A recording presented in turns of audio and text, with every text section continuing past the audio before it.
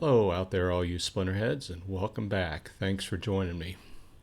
In today's episode, we're going to do a little account maintenance that I do on Fridays.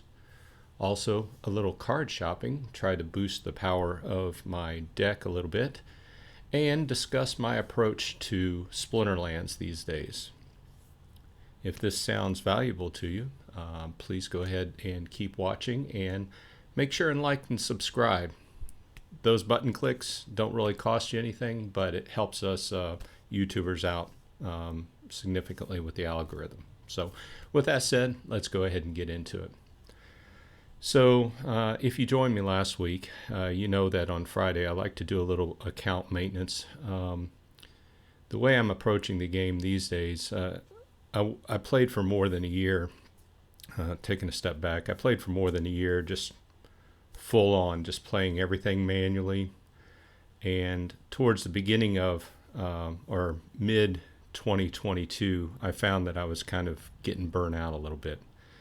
I found that I was getting home from work after working 10, 11-hour days, and I was burnt out from sitting down and having to chug through an hour worth of playing Splinterlands just to feel like I was getting value out of getting my chests and everything.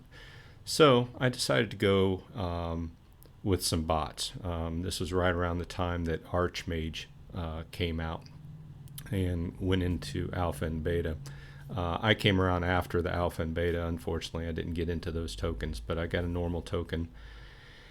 And I started using the service, and I like the service. They most recently started charging their fees, which is used for their development and everything. But overall, I find that since my account can play, 24 hours a day, a certain amount of times per hour, I found that it's been worth it.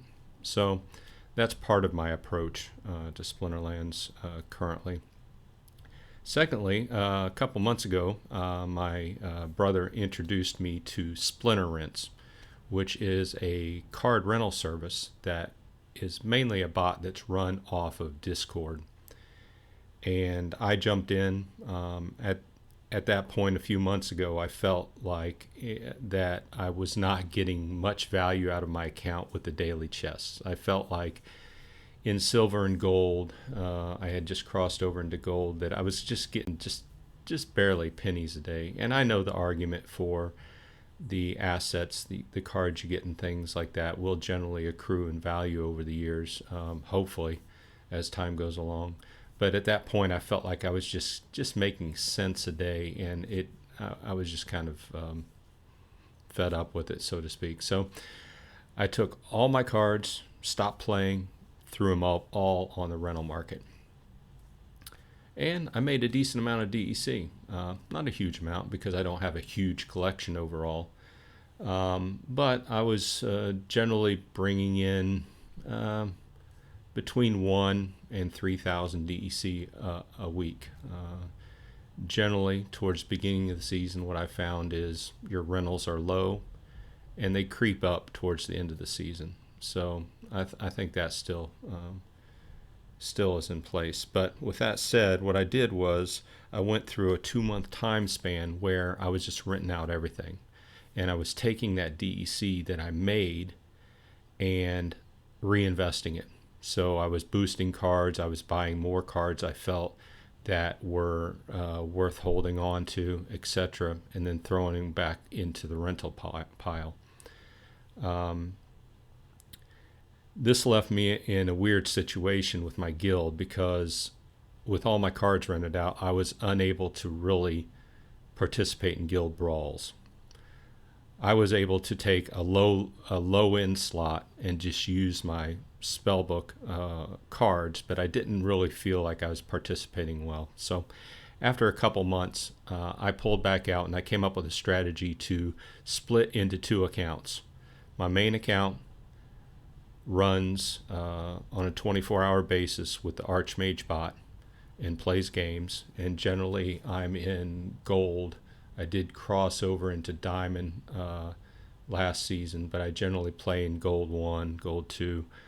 And then I have a secondary account which I funneled out basically a lot of my gold cards and some other cards I felt that were good for rentals, like duplicates of other cards I have in my play deck. So in my mind, I'm kind of balancing the two. So I'm playing, making some chest every day, making some chest at the end of the season. I'm able to contribute to my guild by participating in guild brawls, and I'm making a little bit of DEC. The DEC I made off rentals has really come down in almost in less than half of what I was making, because obviously a lot of the good rental cards, your summoners and such like that, I'm using. So anyway, it's kind of splitting it down the middle. So that's where I stand. With that said, one of the first things I like to do, or I have to do on a Friday, is I have to go in and I have to check my rental bot and see how much I owe Splinter Rents. You do have to pay it. You can pay it more than once a week. You have to pay it at least once a week with Splinter Rents. So we'll go in and check it out, and it's for all those who have never used it. It's all run by line command, if you're familiar. So we'll go in and do a status on Dragon and see where I stand. So my total balance due is 137 DEC. So what I'm going to do is come back to my account, go up into DEC and put in 137, and then I just send it to the Splinter Rents wallet. This is just how I transfer out. That's just how you pay them. Pretty easy. Once per week or more if you wish. So that's my fee paid for the week. Okay. Now the second thing I like to do is I like to go in and donate a little bit to my guild.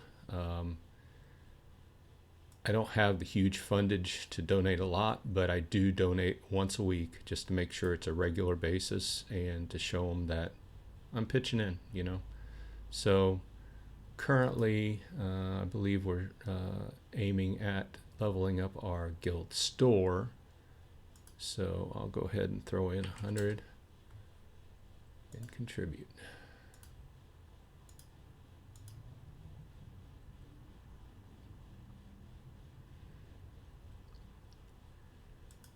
Okay.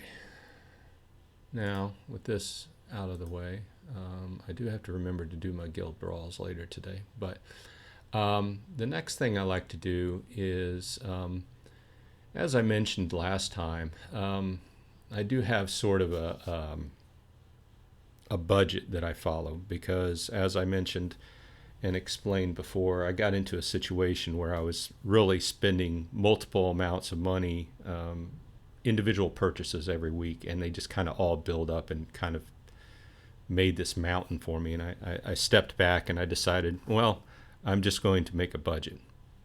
My brother jokingly refers to it as my allowance, but hey, in the big picture, it's a budget. So everybody has a different financial situation, but I like to stay under control of my finances. So with that said, I went ahead and put my allowance, as my brother would call it, into my pot. So it's $25 worth I put in.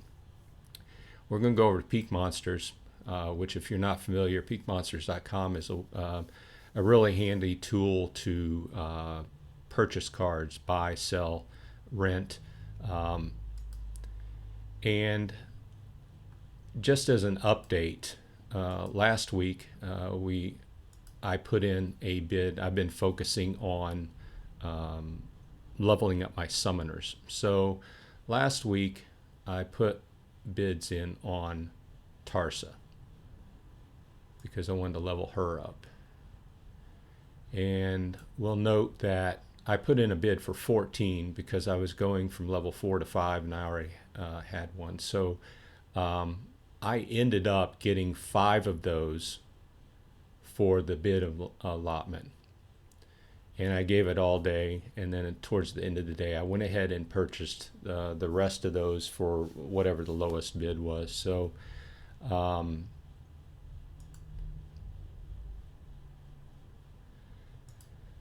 so with that said, the next card that is under my sights that really needs to be upgraded. There's a lot of cards that I really feel I want to purchase, but let me step back and just say, give me this warning that none of this is investment advice. You should approach that. I'm a card collector, love card games, and the way I approach it is I'm building my hand up, strengthening so it gets stronger over time. And I do throw some cards in there from time to time that I think might be valuable in the future, but none of this is investment advice. So with that said, let's go to summoners. I'm in the situation where I'm trying to strengthen all my summoners from level 4 to 5. And currently I have done that with all my Chaos Legion summoners except for one. And let's sort by Chaos Legion. The one I'm having my sights today is Thaddeus Brood. So with that said, let's check how many I need. Sort by black, summoners. Okay. 15, 14, 13. So I need 13. So let's check. The first thing I always check to see is if there's one that's lower BCX, like 13 or 12 BCX, it's worth buying. I don't see any ones. These are all higher level ones, so they would not behoove me. And then I check the price. So the lowest price going is 213.7.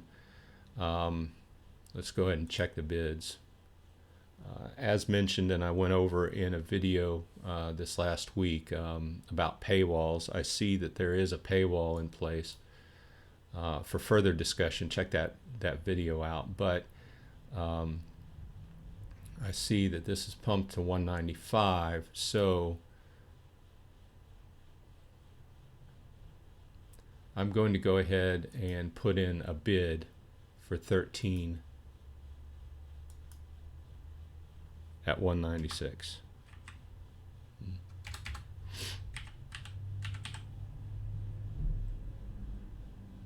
Well, first of all, I need to make sure I have enough money for that.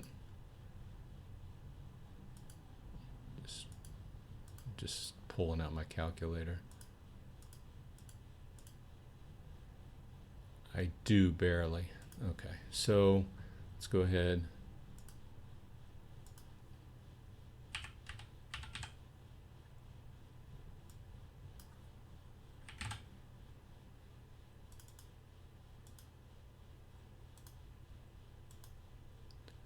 Okay, so I put my bid in.